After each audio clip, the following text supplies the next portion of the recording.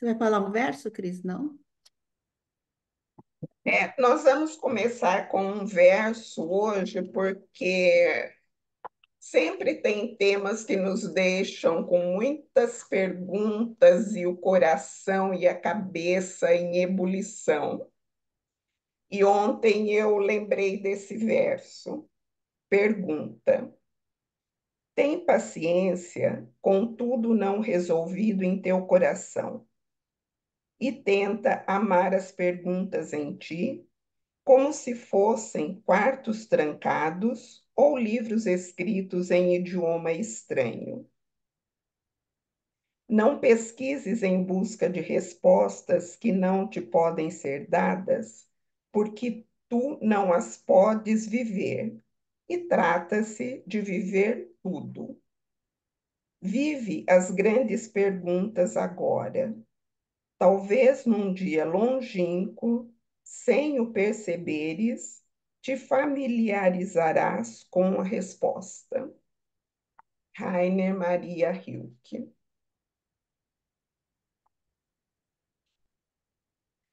Muito bem. Então, hoje é o dia 20, e eu vou fazer uma pequena retrospectiva, se vocês puderem me ajudar, eu agradeço, daquilo que a gente leu da última vez. Então, nós estamos falando dos mistérios egípcios, né? Que estão baseados nos mistérios de Ísis e Osíris. E ele fala exatamente que nesta época existia uma alma grupal e essa purificação feita lá na época do Egito tem esse caráter de ritual. Então, o que ele está falando que existia um período de purificação aonde o discípulo entrava num tipo de uma escavação que havia no piso do templo, é que era semelhante a uma sepultura. E o hierofante, que seria o guardião, vamos dizer, o conduzia a esse sono sonambúlico, que ele diz que é um sono mais profundo do que esse que nós estamos habituados, né? Ao redor dele ficavam 12 auxiliares. E o que que esses auxiliares faziam? Eles eram treinados para interceptar as forças demoníacas. Se esse discípulo não fosse preparado para isso, ele podia ser dilacerado, e ele diz que é esse mesmo processo que acontece quando na esquizofrenia, né?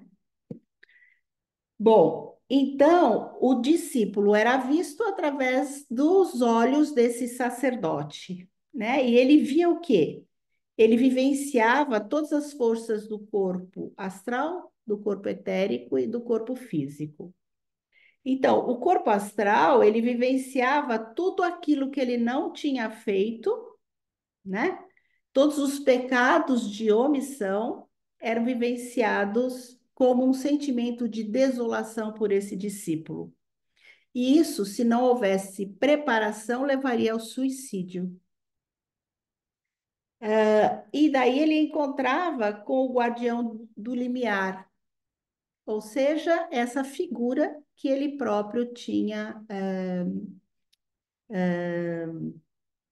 construído através das suas próprias vivências, né? E aí esse guardião, ele tem a figura de uma esfinge. Ele já estava habituado a ver essa esfinge, porque ele tinha passado, quando ele entrou nesse sono, ele passou por um lugar onde ele tinha visto esfinge, mas agora ele via a sua própria esfinge, de acordo com essas características da sua própria individualidade. Bom, e aí ele fala, então, desse caminho, né, desse próprio corpo astral, que tem a ver com tudo aquilo que é inconsciente dentro do seu, é uma área abaixo do plexo solar, é uma vida anímica inconsciente, que muitas vezes a gente não traz isso com clareza, né? E o corpo e ele fala que o próximo passo era conduzir o indivíduo ao interior do seu corpo etérico. Então, o que que ele fazia? Ele ia ver toda a sua linhagem, né? E essa linhagem chegava até a época da Lemúria, porque antes disso não existia a individualidade é como se fosse uma planta, ele diz. Então, essa regressão era feita até essa época da Lemúria. Deixa eu ver se tem mais alguma coisa aqui. Então, eu acho que mais ou menos é isso. Se alguém lembra de mais alguma coisa,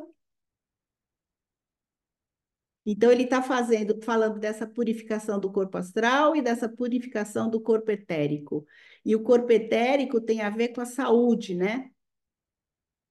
Com essas forças da saúde. Então, ele compreendia isso através das linhagens e através dessa regressão, essas questões da saúde.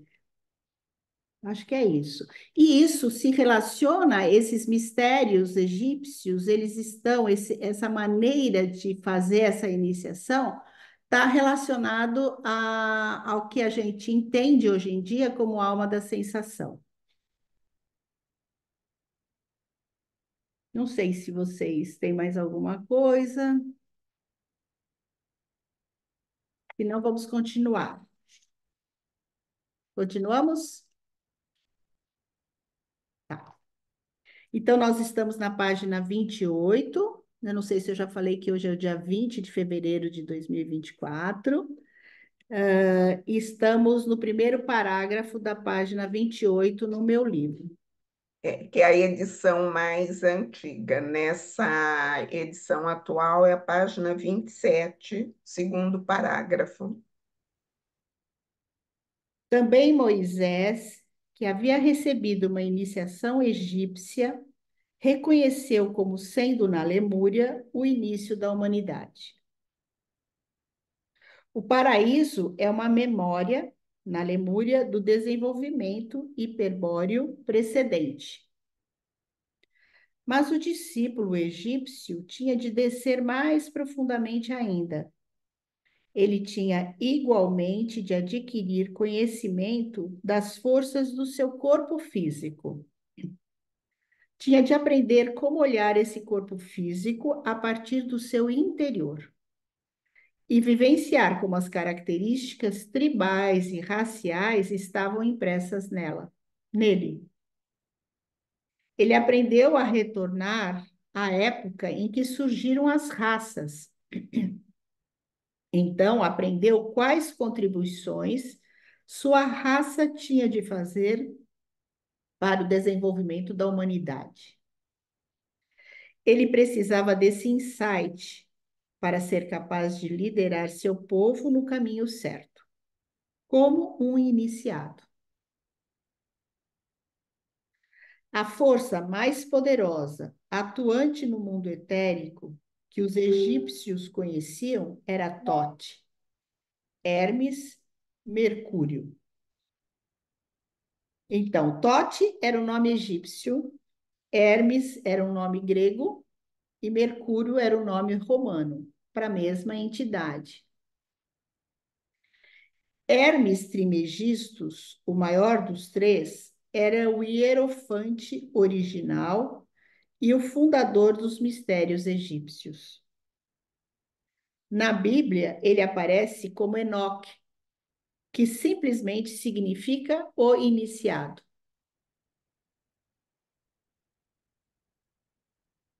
O iniciante egípcio, entretanto, era introduzido nesses mistérios herméticos, primeiramente nos mistérios do corpo etérico, da corrente do tempo, do desenvolvimento.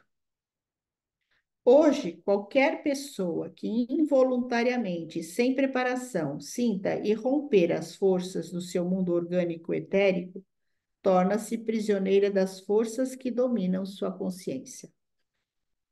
A vítima dessas forças dividida vivenciará a si mesma em sua própria esquizofrenia, como duas ou mais pessoas que se dirigem a ela de forma alucinatória, como dão-lhe ordens, enfurecem-na, dependendo do órgão do qual essas forças irrompem. Aqueles que vivenciam apenas as forças astrais são atormentados por sentimentos depressivos, que, em último caso, podem levar ao suicídio. Não é sem razão que a psicose pode ser chamada uma iniciação mal-sucedida, como explicaremos mais tarde. Em todos os antigos mistérios orientais, havia a necessidade de um líder, guru ou hierofante, para conduzir o discípulo passo a passo.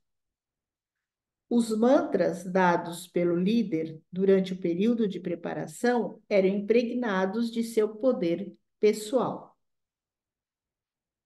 Na Idade Média, nos tempos pós-cristãos, os místicos já não eram mais guiados por um guru vivo. Eles podiam fazer seu caminho ao se deixarem permear pelo Cristo. Para eles, o Cristo tornou-se o guru a quem eles se entregavam totalmente. Esse caminho, entretanto, exigia um afastamento da vida cotidiana. O homem moderno não deve entregar seu eu a um guru. Com o eu agora mais fortemente individualizado, ele mesmo deve responsabilizar-se por seu progresso. Ele deve seguir os conselhos de alguém com grande sabedoria, ou de um iniciado, mas também deve por si mesmo conduzir sua preparação em plena consciência e ser capaz de determinar quando está pronto para o próximo passo. Nenhuma submissão a outra pessoa pode ter lugar. Isso anularia o desenvolvimento do eu moderno e significaria a regressão a estágios imaturos de desenvolvimento do eu. Nós voltaremos ao papel do guru ou mestre em ambos os capítulos sobre desenvolvimento interior, nos capítulos 6º e 7º. Tudo bem, né? Continuamos. Vamos para o capítulo 3.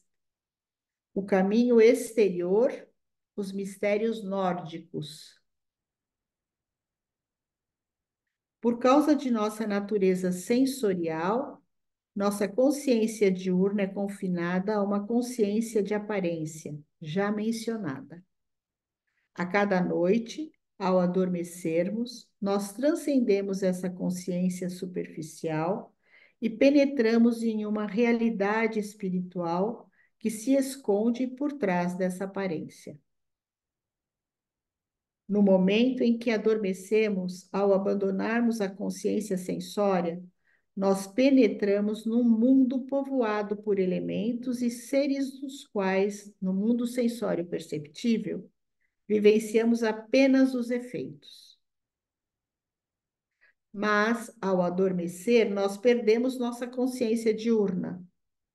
Do mundo da noite, normalmente nada percebemos.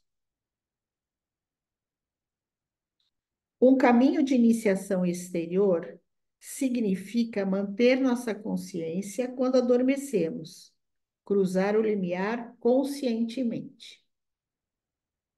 Os mistérios céltico-germânicos eram mistérios nos quais o discípulo não era conduzido internamente ao seu próprio mundo subjetivo, mas externamente em direção ao cosmo, ao mundo das hierarquias, que guiam o desenvolvimento da humanidade.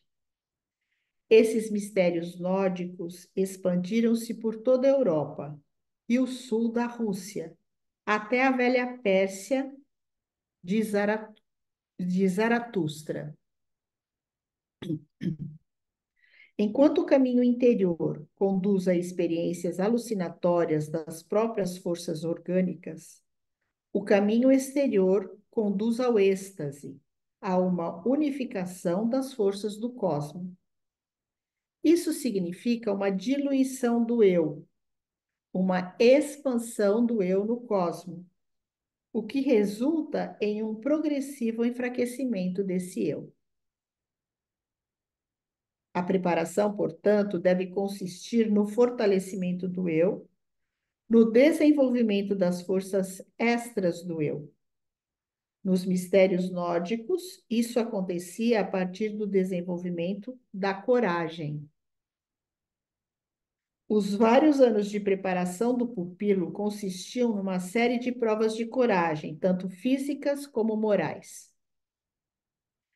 Assim, as viagens dos vikings em suas pequenas embarcações em mar aberto eram uma boa preparação.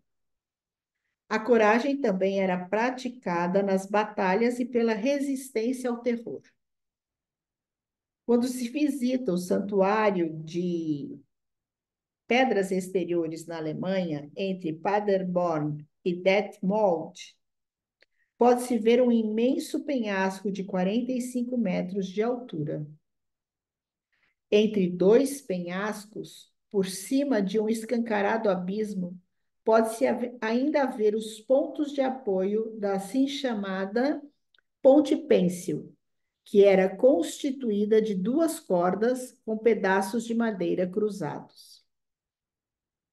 O pupilo tinha de atravessar essa ponte oscilante até o outro lado, sem ficar tonto. Para aqueles que não o conseguiam, a vida terminava ali. Algo semelhante acontecia próximo dali, na corrida da carruagem sagrada, que não era realmente uma tarefa suave. Para a iniciação propriamente dita, uma reserva das forças de coragem do eu tinha de ser acumulada.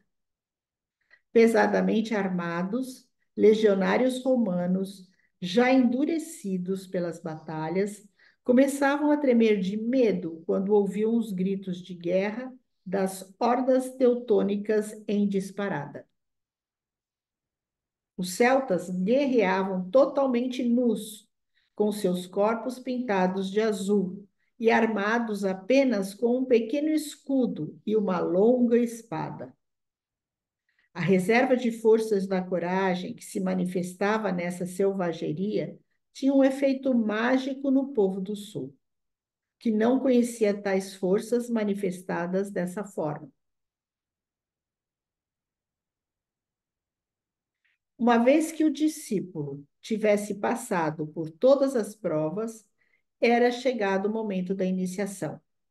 Para isso, o pupilo tinha ainda de vivenciar uma intensiva conexão com as forças atuantes na natureza ao longo do ano.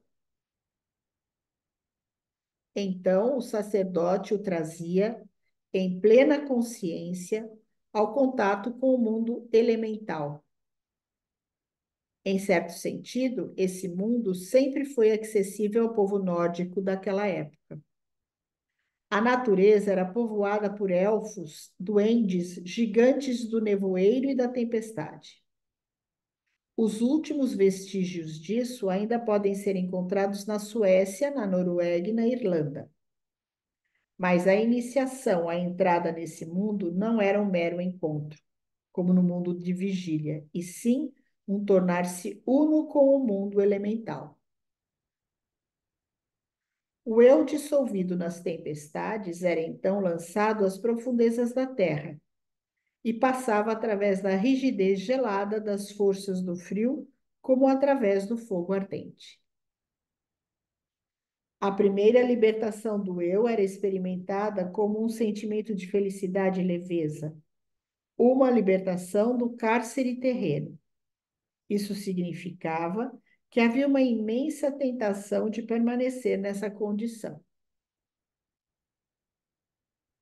Quando tratarmos do tema da neurose, ficará evidente que essa experiência escarnatória da leveza é ainda uma tentação.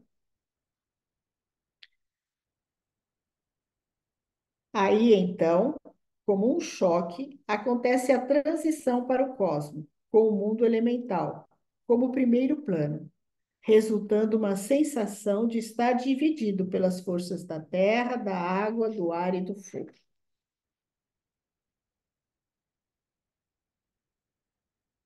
Nesses mistérios, o sacerdote também tinha 12 ajudantes.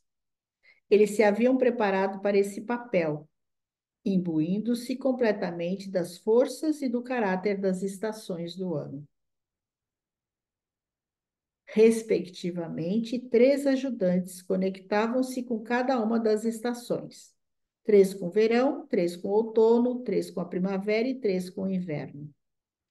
Devido a essa especialização, o resultado do sacrifício voluntário que tinham feito, os ajudantes desenvolviam forças do eu, unilaterais e concentradas. Juntos, eles podiam proteger o pupilo de ser fragmentado pelos elementos. Eles vivenciavam conscientemente as experiências dos discípulos na própria alma, permanecendo inabaláveis na consciência de seu próprio eu. Por causa disso, o pupilo podia passar através do mundo elemental e ir adiante em sua próxima experiência. Ele tornava-se consciente de que em tudo e por trás de tudo, os seres espirituais estão presentes. Um véu então caía. Terra, água, ar e fogo tornavam-se seres.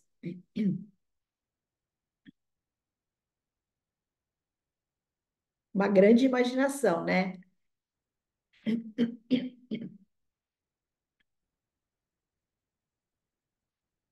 Continuamos? Para o interior desse mundo elemental, o discípulo levava suas qualidades anímicas, o que podia, em maior ou menor grau, perturbar a ordem cósmica. Além disso, tornava-se visível ao discípulo que os seres elementais não são apenas ajudantes da natureza, mas que existem seres malignos também. Ele tomava consciência dos seres luciféricos e arimânicos. Eles se associavam imediatamente às características negativas do pupilo, reforçando-as. Se o pupilo, nesse momento, retornasse à sua consciência de vigília, suas características negativas seriam ampliadas. Por essa razão, agora o sacerdote conduzia o pupilo à visão do que o ser humano poderia vir a ser, ao final do seu desenvolvimento. Com os olhos do espírito, ele via um ser de luminosidade ofuscante que irradiava, ao mesmo tempo, austeridade e bondade. Na linguagem dos mistérios, ele é chamado o grande guardião do limiar, em oposição ao pequeno guardião subjetivo encontrado no caminho interior. O grande guardião é o eu da humanidade, que apareceu no mundo como Cristo. A imagem desse grande guardião, essa figura pré-cristã do Cristo, proporcionava a compreensão do que o homem poderia vir a ser, uma vez permeado inteiramente pela força crística. Por esta razão, os celtas se referiam ao Cristo como o Rei dos Elementos.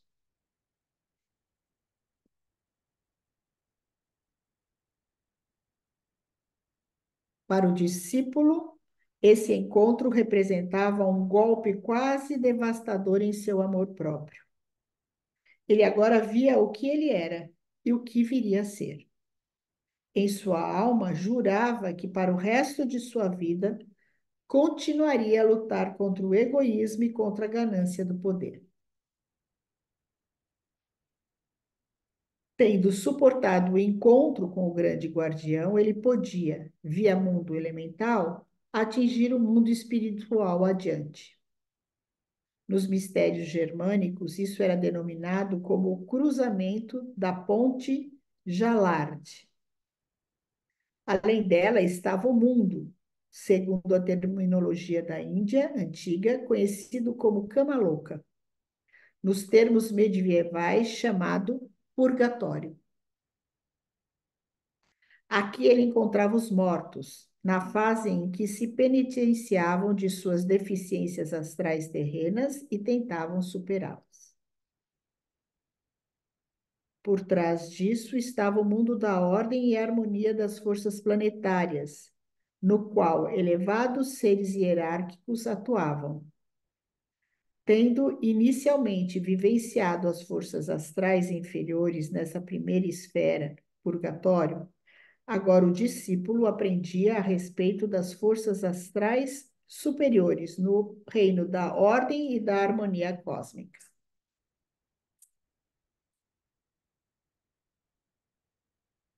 Essas forças também trabalham em nosso corpo astral e determinam nossa saúde. Para os antigos gregos, eram forças puras representadas pelo tosão de ouro.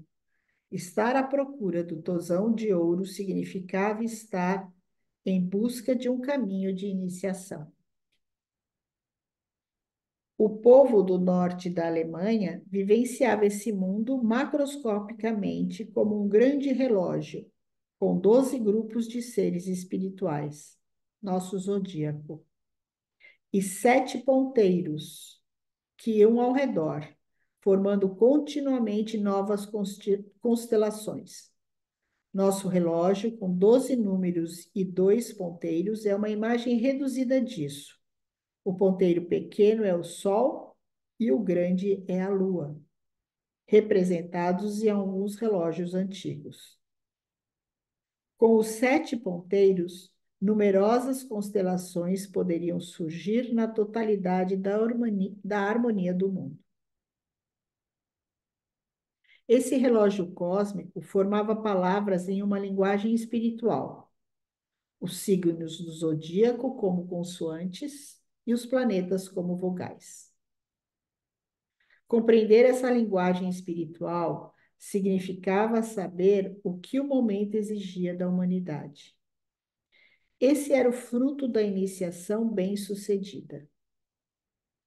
Finalmente, o pupilo era guiado através de mundos ainda superiores e aprendia a conhecer o mundo onde agem as forças que desenvolvem nosso cérebro e tornam possível nosso pensar. E, eventualmente, ganhava acesso ao mundo dos arquétipos, onde as mais altas hierarquias atuavam.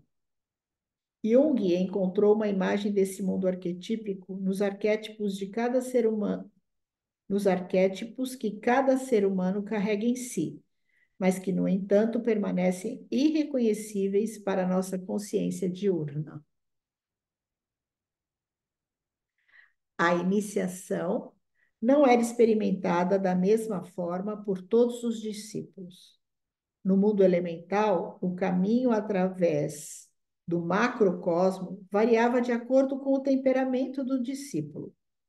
O colérico vivenciava um mundo de labaredas ardentes. O sanguíneo, um mundo de ventos revoltos. O fleumático subemergia em um pântano e o melancólico vivenciava um frio penetrante até os ossos. Veja também nos contos de fadas de Christian Andersen, A Rainha da Neve. Também nos contos populares nórdicos, muitas outras imagens de iniciação estão presentes. Para a humanidade contemporânea, penetrar no mundo elemental sem preparação significa uma despersonalização mediante uma diluição do eu, o que frequentemente é experimentado como uma sensação de liberdade e leveza, como uma libertação dos problemas individuais diários. Quando o homem moderno, entretanto, cruza subitamente o limiar, dificilmente encontra o caminho de volta. Uma descrição mais profunda desse fenômeno pode ser encontrado no livro Sanapin, de Conway e Sigelman, sobre o qual voltaremos a tratar no capítulo 12. O encontro com as grandes forças da natureza proporcionou aos iniciados nórdicos uma intensa experiência de autoconhecimento. Sem uma preparação dirigida ao autoconhecimento e ao aprendizado de suportar o insight e, assim que eu sou, O encontro com a imagem ideal do homem poderia ser esmagador. Aqueles, entretanto, que aprenderam a manter sua autoconfiança a despeito desse autoconhecimento que aprenderam a aceitar seu sósia, podiam, por causa do encontro com o grande guardião, receber esse encorajamento. Isto é o que o homem pode vir a ser. Quem teve esse encontro se reconhece imperfeito, mas ao mesmo tempo adquiriu a força perene para manter-se na busca da perfeição sob todas as circunstâncias da vida, sabendo que é ajudado pelo Cristo, o Rei dos elementos. Da iniciação nórdica foi preservada, por um golpe de sorte, uma reminiscência. É a canção de Olaf Astenson, aquele que uma vez dormiu longamente. Essa canção será discutida a seguir e então o próprio texto será reproduzido como texto de uma experiência de iniciação. Tudo bem? Exige bastante, é bem diferente o processo de iniciação dos egípcios e que acontece com esse povo nórdico, né, Eliana? Sim, porque É um uma, é no nórdico é uma expansão, é isso, e o outro como se fosse, faz um, sei lá, um processo de, eu vou usar uma expressão assim, concentração, como se fosse uma, não sei, mas não tem palavras para dizer isso, né? Como se fosse um encontro com ele mesmo, parece que um é para dentro, outro é para fora. exatamente isso. O mistério dos egípcios era um caminho interior. Ele entrava em contato com os corpos dele, né? Corpo físico, corpo etérico, corpo astral, né? Através de um ajudante, do hierofante, e de um sono profundo, né? E aqui, nos mistérios nórdicos, é um caminho que é para fora, ele vai encontrar com o cosmo, né? Com as forças do cosmo, com os elementais, né? Com as forças dos elementos. Então, são caminhos bem diferentes, né? Que não é para a nossa época mais. Em outras palavras, ele diz que não é mais para a nossa época, porque agora o nosso eu está bastante individualizado e, portanto, você, mesmo em vigília, né, você faz um caminho de iniciação, né? Em liberdade e em vigília, você faz o caminho de iniciação.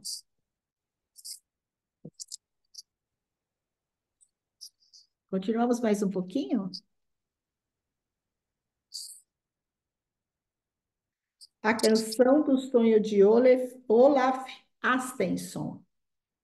Por volta de 1850, um pastor norueguês chamado Landstad recordou a canção do sonho de Olaf Astenson num vale longínquo, em Telemarken, a partir da tradição oral da população do lugar. A canção, na velha língua norueguesa, tornou-se fator de controvérsia linguística na Noruega, onde o norueguês antigo eventualmente sobrepujava o norueguês urbano, que é o dinamarquês. Em 1919, a autora norueguesa Ingeborg Moller Lindholm levou a canção do sonho ao conhecimento de Rudolf Steiner, durante a visita deste a Oslo. A seu pedido, ela fez uma tradução literal que mais tarde veio a ser aprofundada por ele. A partir daí, Rudolf Steiner fez referência à canção várias vezes. Nessas ocasiões, Marie Steiner von Sievers sempre recitava o texto em alemão. Palestras de Rudolf Steiner tornaram clara a importância dessa antiga lenda também para o nosso tempo. O que há de especial nessa canção do sonho de Olaf Astenson? Ela é apenas um fragmento de um todo muito maior, mas apesar disso, preservou todos os elementos do caminho de iniciação nórdica. Quem era Olaf Astenson? Para fazer uma conexão histórica, temos de voltar mais ou menos ao ano 1000, quando a Noruega, ainda germânico-pagã, entrou em contato com o cristianismo graças a dois grandes reis, Olaf I e Olaf II. Olaf I, Tryggvason, viveu de 969 a 1000. Ele veio da Estônia como escravo, passou sua juventude em Novgorod e mais tarde, como um viking, velejou até a França e a Inglaterra. Por intermédio de um eremita nas Ilhas Scilly, ele se tornou um cristão irlandês e mais tarde casou-se com uma princesa cristã irlandesa. De volta à Noruega, tornou-se rei em 995 e iniciou a conversão do país ao cristianismo. Ele queria também conquistar a Suécia, mas foi morto no ano 1000, durante uma batalha naval em seu barco, a Grande Serpente, a maior embarcação daquele tempo. Olaf Tryggvason era o arquétipo do rei viking e do iniciado viking, com toda a coragem e selvageria do caminho iniciático nórdico. Para ele, que havia encontrado o grande guardião, a conversão ao cristianismo cósmico irlandês era um passo natural. Olaf II, Haraldsson, nasceu em 995, ano em que Olaf I se tornou rei. Olaf II, portanto, encontrou o cristianismo já durante sua juventude, mas, como se revela na canção, ele também havia passado por um caminho de iniciação nórdico, o qual, entretanto, não conflitava com o cristianismo ocidental irlandês. Ele também foi à Inglaterra como viking, quando jovem, e retornou à Noruega em 1015, aos 20 anos. Em 1016, lutou contra o soberano no poder na época e tornou-se rei da Noruega. A cristianização da Noruega foi então levada adiante por meio da força, o que criou muita resistência. Em 1029, houve uma rebelião da nobreza liderada por Knut o Grande. Olaf fugiu para a Rússia, retornou em 1030 e foi morto na Batalha de Stiklestad, lutando contra seus companheiros noruegueses. Sua crueldade e selvageria foram prontamente esquecidas. Sua tumba tornou-se um ponto de peregrinação onde curas milagrosas ocorriam. Já em 1164, foi canonizado, sendo venerado até os dias de hoje como Santo Olavo. A mãe de Olaf Haraldsson chamava-se Aster. Esse nome tem dois significados. Primeiramente, amor, e depois a corrente hereditária na qual ainda vive a clarividência. Olaf Asteson tinha, portanto, uma ligação hereditária com os velhos mistérios de coragem por intermédio de sua mãe e, por meio do ambiente, fez uma ligação com o cristianismo cósmico, em que, de acordo com a tradição irlandesa, o Cristo era vivenciado como o rei dos elementos. Em sua alma, vivia a dualidade típica de tais períodos de transição, e sua biografia certamente não pode ser julgada por critérios burgueses. Ao lado do contexto histórico, existe, como sempre acontece em assuntos desse tipo, um contexto espiritual. Rudolf Steiner apontou o fato de o nome Olaf Asteson também poder ser encarado como um nome de mistério, carregado através de várias gerações, assim como o nome Rei Arthur. E também de o conteúdo da canção ter uma origem mais antiga do que a versão que nos foi legada, datada do século XIII. Nas conversas com Ingeborg Moller, ele deu informações adicionais sobre isso e ela as registrou. Eis aqui o trecho de suas anotações. O conteúdo da canção do sonho é mais antigo do que comumente se presume. Ela data de cerca de 400 depois de Cristo. Um grande iniciado cristão vivia na Noruega. Seu nome de mistério era Olaf Astesson, e a canção descreve sua iniciação. Ele fundou a escola de mistérios no sul da Noruega. O nome do lugar não foi mencionado. Originalmente, a canção era maior e tinha 12 partes, uma parte para cada signo do zodíaco. Essa canção descrevia a jornada de Olaf Astensson através do mundo das estrelas e relatava o que ele viu e o que vivenciou. O que sobreviveu até hoje contém apenas reminiscências da canção original. A supramencionada escola de mistérios subsistiu até os primórdios da época medieval, e o líder sempre denominado era Olaf Astensson. Paramos aqui ou mais um pouquinho? Se quiserem e puderem, talvez ir até o fim, falta tão pouquinho para terminar. Tá. Pode ser? Pode? Tá bom. Essa informação da pesquisa espiritual de Rudolf Steiner também lança alguma luz a respeito de Santo Olavo. Talvez esse rei tenha sido, nessa acepção, também um Olaf Astensson. O essencial é que a canção é um sedimento de um genuíno caminho iniciático. Na canção, assim como a conhecemos hoje, Olaf é descrito como iniciado que nas 12 noites santas entre o Natal e a Epifania vivencia um sono de mistério. No dia 6 de janeiro, ele descreve aos fiéis suas experiências. Sua canção contém todos os elementos do caminho cósmico nórdico de iniciação.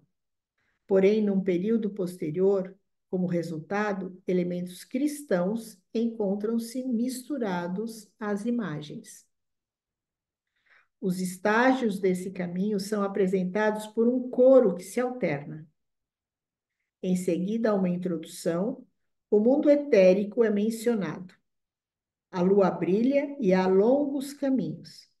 Essa é a passagem pelo mundo elemental, elevado através das nuvens.